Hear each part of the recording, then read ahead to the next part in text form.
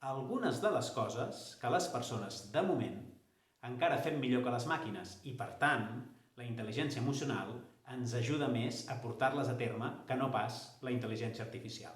Per exemple, a l'hora d'aplicar pensament crític a la realitat. Per què és útil el pensament crític?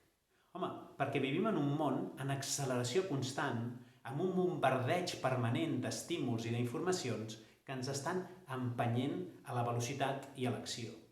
I en aquest context, el pensament crític, justament, el que ens empeny és a parar, a avaluar, a decidir de manera més efectiva i a actuar amb més intenció. Com és que ho aconsegueix?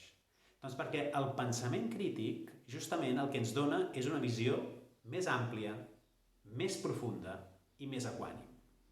Més àmplia perquè ens permet integrar diferents punts de vista i situar els estímuls i la informació dins d'un context més gran.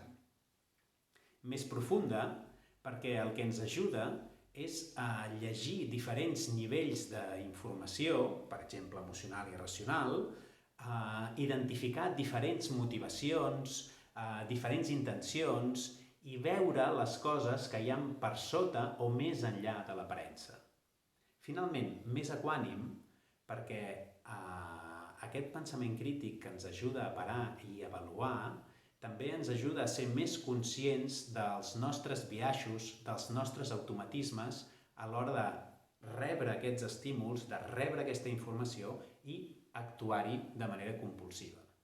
En aquest sentit, la intel·ligència emocional que ens ajuda a integrar informació racional i informació emocional, de moment, sempre serà molt més efectiva que la intel·ligència artificial a l'hora de poder processar críticament la realitat.